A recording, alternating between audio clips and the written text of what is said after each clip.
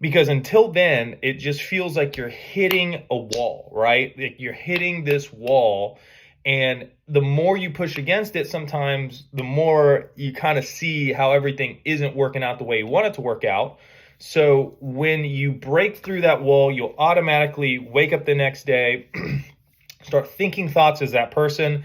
The external reality is still not going to be changed, but the first win that you have is basically that you are going to automatically start to think those thoughts, and thoughts turn into things, right? But you have to remember, what you're doing is you're not using the thoughts to crowbar the reality. You're using the thoughts to reorientate to the consciousness that automatically produces it. So that's the key, is understanding that self-concept is really good because it gives you that immediate refocusing point anytime something that is unwanted happens. And then once you really start to feel like that person, right? And this is interesting because if you get it reversed, it'll fuck everything up. If you think that you need to do a bunch of things externally to make you feel like that person, then you're doing it backwards, right? The goal is saturation. The goal is you want to feed off of the energy and the vibrations that the words of your ideal self-concept are emanating. Because I talked about this in the last video. A word is a recognition of a vibration.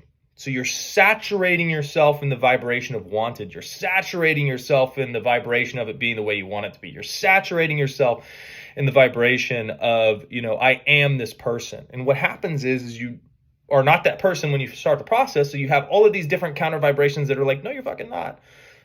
But your persistence is what conquers those. Your persistence is what drowns them out over time, right? So even if it's 5 or 6 times a day, you affirm a little bit like this, and this, right?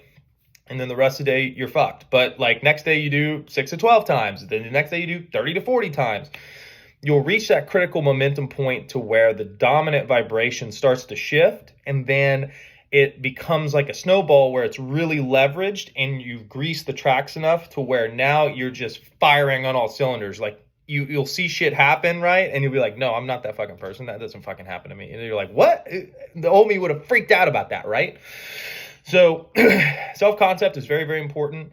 You can group a lot of different attributes and skills and aspects below an idealized self-concept, and you can use that as your reorientating focus point to basically, switch from spiraling on unwanted shit to just cutting it, killing it, and being like, no, I am this person. So I hope that helps. I'll have to turn off my alarms so I don't have to split these videos into 2 anymore. But if you guys want any type of coaching or anything like that, I've got a few options in the description. Hit me up and go conquer. Cheers.